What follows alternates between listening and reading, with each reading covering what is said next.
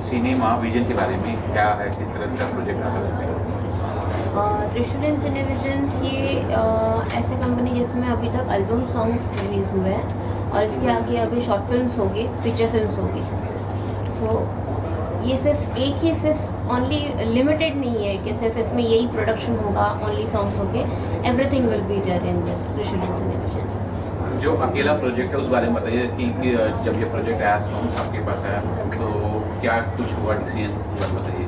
Okay, ये जो song है ये एक ब्रेकअप सॉन्ग है। अब यहाँ पे इस तरह से है कि छोटे जो बच्चे रहते हैं जो कॉलेज गोइंग होते हैं उनको प्यार हो जाता है कॉलेज गोइंग लाइफ में, और उसमें काफ़ी लोग ऐसे होते हैं कि वो उसकी वजह से उनके एग्ज़ाम्स खराब जाते हैं, फिर सुसाइड्स होते हैं, बहुत सारी उसमें मतलब ये एक जो होता है वो प्यार करने का नहीं होता है बट स्टिल हो जाता है। तब हमारा जो हीरो है हमने इस तरह से दिखाया कि वो भी इस सिचुएशन में गया, उसने स्मोकिंग स्टार्टेड की, मतलब वो जिस तरह से उसमें जा रहा था वहाँ से उसने खुद को संभाला and he get out of all this things और उसने नई शुरुआत की।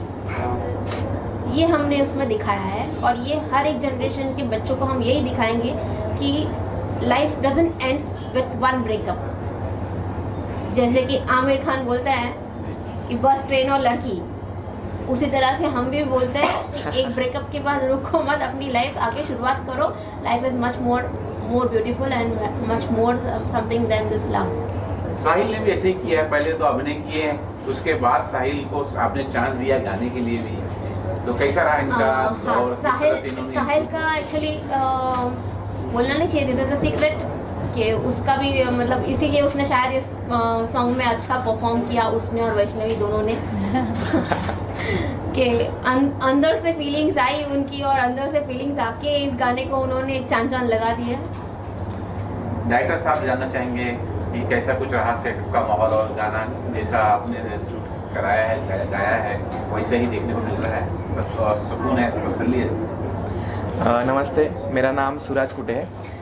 अकेला ये जो म्यूज़िक वीडियो है ये टी सीरीज़ ने प्रेजेंट किया है और त्रिशूलियन सिनेविजन का ये प्रोजेक्ट है और ये प्रोजेक्ट में मैं एज अ राइटर डायरेक्टर करके हूँ। ये प्रोजेक्ट की सबसे ख़ास बात जो है कि ये म्यूज़िक वीडियो का एक जो सब्जेक्ट होता है उसको हमने इस तरीके से पोर्ट्रे किया है कि ये काफ़ी लोगों से कनेक्टेड है, ये यंग जनरेशन से कनेक्टेड है। और इसमें जो मुख्य जो सब्जेक्ट है, जो टॉपिक है, वो है रिश्ता, जिसको रिलेशनशिप कहते हैं। तो आजकल के जनरेशन्स में देखा जाता है कि जैसे प्यार हो जाता है फिर ब्रेकअप हो जाता है, जैसे कपड़े बदले जाते हैं वैसे रिलेशन्स बदले जाते हैं। और कभी इस लड़की के पीछे, कभी उस लड़की के पीछे, कभी पैसे के पीछे, कभी फेम के पीछे। रिश्ता जो है वो मतलब के लिए बनता है, रिश्ता जो है वो ज़रूरत के लिए बनता है। और ये जो चीज़ें होती है इसका जो नतीजा होता है कभी कभी तो वो इस तरह से हो जाता है कि डिप्रेशंस में जाते हैं ब्रेकअप के बाद।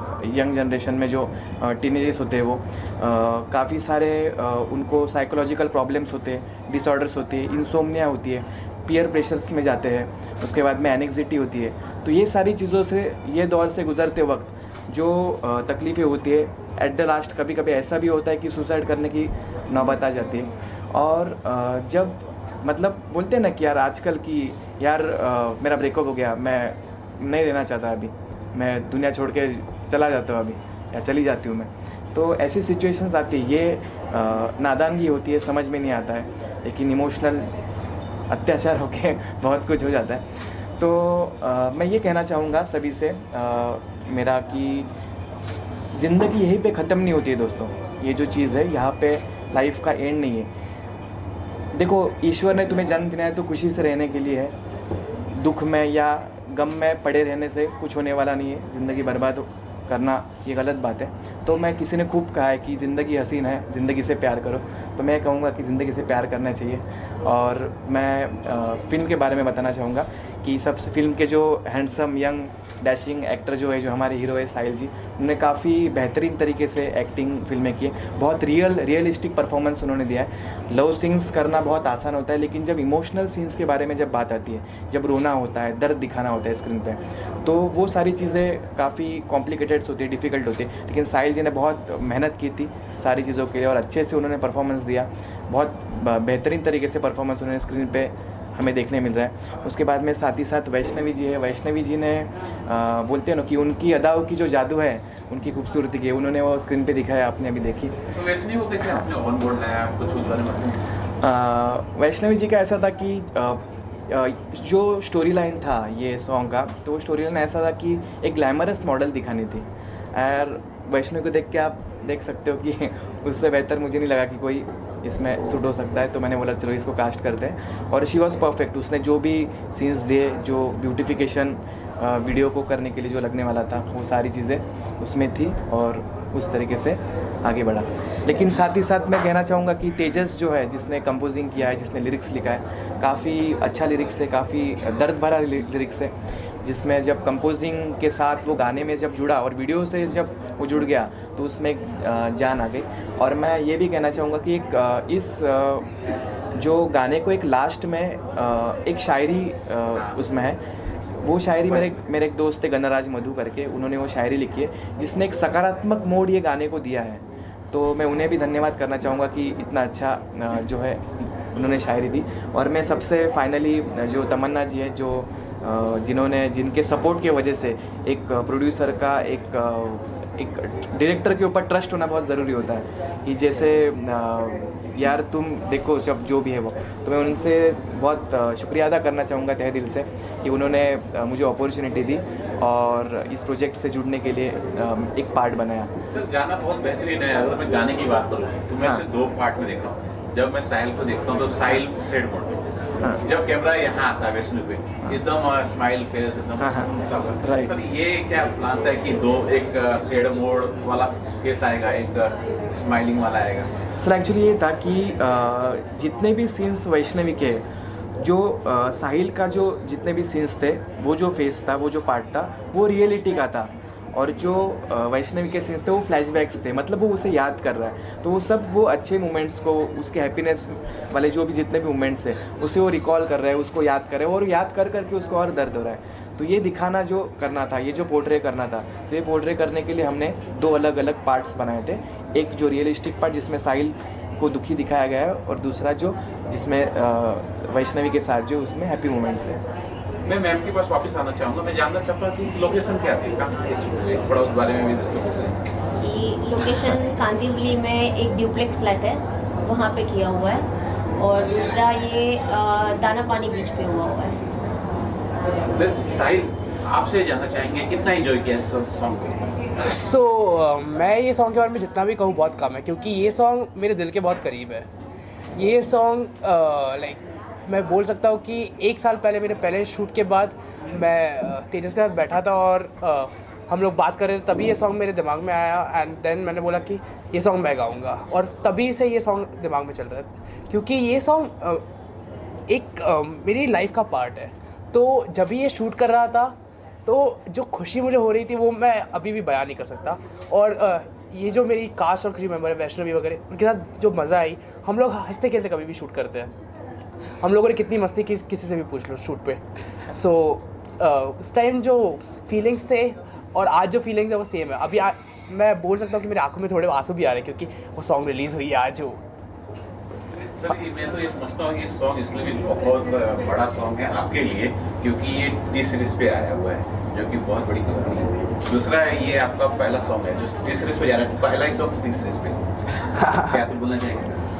Obviously thank you to T series की, उन्होंने मेरा ये सॉन्ग लिया और मुझे चांस है इतने बड़े प्लेटफॉर्म पे उसको दिखाने का। क्योंकि ये सॉन्ग मेरे लिए मायने इसलिए रखता है कि जो लोग टूटे हैं, और तो भी हम जैसे लोग जो टूट के चल रहे हैं वापस आगे बढ़ने के लिए, उनके लिए ये गाना है। और टी सीरीज़ से और कोई बेहतर प्लेटफॉर्म है नहीं ये सब दिखाने के लिए, शेयर करने के लिए, सबसे ज़्यादा लोगों को दिखाने के लिए। तो that's why I am very happy. Vaishnav ji, क्या कुछ बोलना चाहेंगे? सो ये जो एंटायर एक्सपीरियंस था, एक वर्ड में बोलूँ तो होलसम था, बिकॉज इसमें सारे ही इमोशंस एक्सप्रेस थे। एज इन जो टाइटल है हम लोग का सॉन्ग का, अकेला, the first time I heard, वो सॉन्ग में इतनी सारी चीज़ें बयां किए हुए थे। I mean I will talk mostly in English. that song expressed almost everything that I could feel at that point because जैसे ही अभी शुरुआत हो रही थी the way the song was entirely directed जैसे अभी सूरज उन्होंने भी explain किया कि there were two phases, one was the happy moments, the flashbacks and the other was the reality and जिस तरीके से ये जो song end भी हुआ है with a positive note कि no matter what happens the life will go on and it must go on. That was something very thoughtful because आज के generation पे a lot of people in our age जो प्यार को ही सब कुछ समझ बैठते. Of course प्यार is a very big emotion and it is something that you can feel deep inside, but then उसी में they forget that there's so much more to the life and that there's so much more that they could do in their career wise, in their family. So ये जो entire song curate किया गया था in a way where कि this is something which is a part and parcel of your life. ये आना ही है, तुम्हारे साथ कभी ना कभी heartbreak हो या ये सब चीज़ें होती है.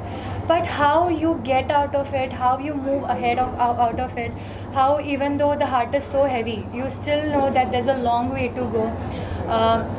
This I, with the help of the entire crew, could portray in this song was the best feeling I can say because ये मेरी first musical video है and right in T series was something I still am sinking in. मुझे अभी भी ऐसे कभी कभार believe नहीं होता कि ये T series में genuinely आ रहा है and now that it is out there I'm really happy and a big thanks to everyone.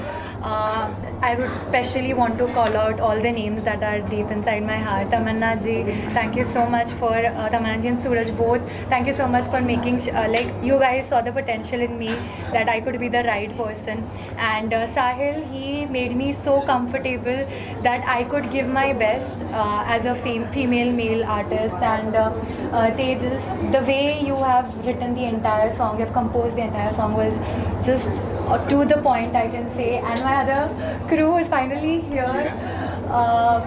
It was just the whole beautiful experience and yeah, looking forward for more, so thank you so much. साहिल जी थोड़ा और जानना चाहेंगे, पहले आपने गाने में अभिनय किया, अब गाना गा रहे हैं, थोड़ा सा उस बारे में बताइए कि क्या आप आगे जाके क्या करना चाह रहे हैं, अभिनय करना चाह रहे हैं, सिंगिंग करना चाह रहे हैं? So गाना गाना और एक्टिंग हमेशा से मेरा पैशन रहा है. Right now I am studying in the US but ये हमेशा मेरा एक पैशन रहेगा और इस पर मैं हमेशा काम करूँगा बिकॉज लाइफ में हमें कुछ पीस चाहिए, शांति चाहिए और मुझे इन गाना गाने में, लोगों को दिखाने में और ये जो लोगों को जो खुशी होती है, आप जो हंसी आती है और जो खुशी होती है वो देखने में जो मज़ा आती है वो हमेशा रहेगी और इसलिए मैं एक काम करते रहूँगा लाइक एज अ पैशन और may be as a career in future. Sir के बारे में जानना चाहेंगे. सर आपके बारे में जानना चाहिए, आपने प्यार नहीं किया, दिल में नहीं टूटा और गाना बन गया इतना भी. म्यूज़िक चीज़ ही ऐसी है कि जब आप कुछ बयान नहीं कर सकते so music itself describes everything. So अगर मैंने ऐसा नहीं कि मैंने मुझे प्यार नहीं किया बट स्टिल कि मुझे उस टाइम पे वो फील हुआ मैंने. और अगर गाने का देखा जाए so it's is a breakup song but अगर आप उस चीज़ में उस टाइम पे लड़की को अगर हटा के कोई भी उसकी दूसरी चीज़ आप अगर उधर रख रहे हो, माँ रख रहे हो या फिर कोई चीज़ नॉन लिविंग थिंग भी रख रहे हो so you can relate with that. वक्त नहीं था, बातें बहुत थी, कुछ तो बताना था तुझको. सो ऐसा इम्पोर्टेंट नहीं है बट थिंग इज़ दैट कि उस टाइम पे जो मुझे फील हुआ मैंने वो लिखा एंड एक कनेक्शन रहता है. म्यूज़िक चीज़ें ऐसी है कि वो हो जाती है and I am feeling very blessed कि मुझे इतना अच्छा कंपोजिशन, इतने अच्छे लिरिक्स सूझे. And the next thing is Sahil because ये गाने का कंपोजिशन इस तरीके से है कि वो एक टाइम पे बहुत ऊपर जाता है गाना, एक टाइम पे बहुत नीचे आता है टेक्निकली अगर बोला जाए तो. एंड उसने वो गाया बिकॉज फर्स्ट टाइम पे जब मुझे वो बोला कि वो मैं गाने वाला हूँ सो मैं थोड़ा सा सोचने लगा कि गाना इसको अच्छी बात है बट कैसे कर लेगा ये. बट उसने जिस तरीके से वो अडॉप्ट किया, मतलब बोलते ना कि पागलों की जैसा पीछे लोगों और उसको अडॉप्ट किया उसने और जिस तरीके से उसने गाया वो रखा सामने. सो आई एम शॉक कि यार इतना कोई किसी आर्ट को ले सकता है सीरियसली. सो अभी उसके भी कुछ बैक स्टोरीज रहेंगी ऑब्वियसली बट उसने इतना सुपरबली डेवलप किया और उसने इतना सुपरबली सामने रखा कि सबको वो पसंद आ रहा है, इवन मुझे पसंद आ रहा है. एंड वो सिंगिंग में करियर भी कर सकता है और एक्टर तो ऑलरेडी है ही. सिर्फ इतना ही है कि भाई ब्रेकअप पे थोड़ा सा कम ध्यान दे. एंड वही चीज़ है कि उसने उतना अच्छा पोर्ट्रे किया। एंड सूरज हो, वैष्णवी जी हो, मैम हो जिन्होंने चांस दिया हो। सो ये सब ये सर हो, ये सबका एफर्ट है कि ये गाना इतना अच्छी तरीके से बना और आ गया सबके सामने। सो वही है कि जिन्होंने भी अभी तक गाना नहीं देखा है और जो देखने वाले हैं वो प्लीज़ देखें और हमको सपोर्ट कीजिए। प्लीज़ इसको शेयर कीजिए अपनी फैमिली के साथ, फ्रेंड्स के साथ। And thank you so much. Sir आपसे जानना चाहेंगे, क्या कुछ बोलना चाहेंगे सर? जी भाई चलो, सॉरी फॉर मेकिंग डिले। थोड़ा जोर से बोलना पड़ेगा। आ रहा है आवाज अभी? नहीं यहाँ बाकी सब आ रहा है। बोलिए sorry for making delay. Anyways मैं अभी जब ट्रैवल कर रहा था तभी उतने में मेरे को नींद आ गया। मैं खुद का ही वीडियो देख रहा था, कंटिन्यू देख रहा है बोला। उसमें तो फिर मेरे को थोड़े फ्लैशबैक्स आ रहे थे क्योंकि जब ये डायरेक्शन जब भी चालू था, सूरज एकदम ऐसा इधर उधर देख रहे हैं, वो थॉट कंफ्यूज है। लेकिन जब भी कंपोजिशन देखा मैं बोला कि ये बंदे ने हर एक चीज़ बड़ा पॉइंट टू पॉइंट पकड़ा है। मतलब मेरे को जो हाथ पकड़ना है या छोटी छोटी चीज़ें हैं उसने तभी मेरे को बहुत मतलब हेल्प किया, गाइडेंस दिया, थोड़ा ऐसा करना है वैसा करना है। मेरा 20 सेकेंड्स का मे भी रोल रहेगा लेकिन उसमें भी उसने जान डाली है ऐसा। Thanks to Tamanna ma'am, thanks to Suraj, thanks to Sahil, Vaishnavi madam तो है, और मेन तो सॉन्ग इसने लिखा है वो बेहतर है। Thank you. फाइनली में मैम आपसे जानना चाहेंगे कि दर्शकों को क्या कुछ बोलना चाहेंगे कि लाइक करें, शेयर करें, सब्सक्राइब करें, जो भी हो। लाइक तो 100% लाइक तो करना ही है सबको। और सिर्फ लाइक नहीं, कमेंट्स भी करो। अच्छा लास्ट में एक ये रखे कि और कौन से प्रोजेक्ट है कुछ उसके बारे में बताइए। अभी हमारा डे आफ्टर टुमारो हमारी एक शॉर्ट फिल्म रिलीज हो रही है, भिंडी, जो वापस अगेन राइटर एंड डायरेक्टर सूरज कुटे ही है। हाँ, और उसके बाद में फिर हमारा जैन में आ रहा है एक हमारा नया और एक शॉर्ट फिल्म आ रही है, सेकंड वाइफ करके। ओके, तो और हाँ, कुछ लेना? वो बस हो गया। उसके लिए हम वापस आपको बुलाएंगे।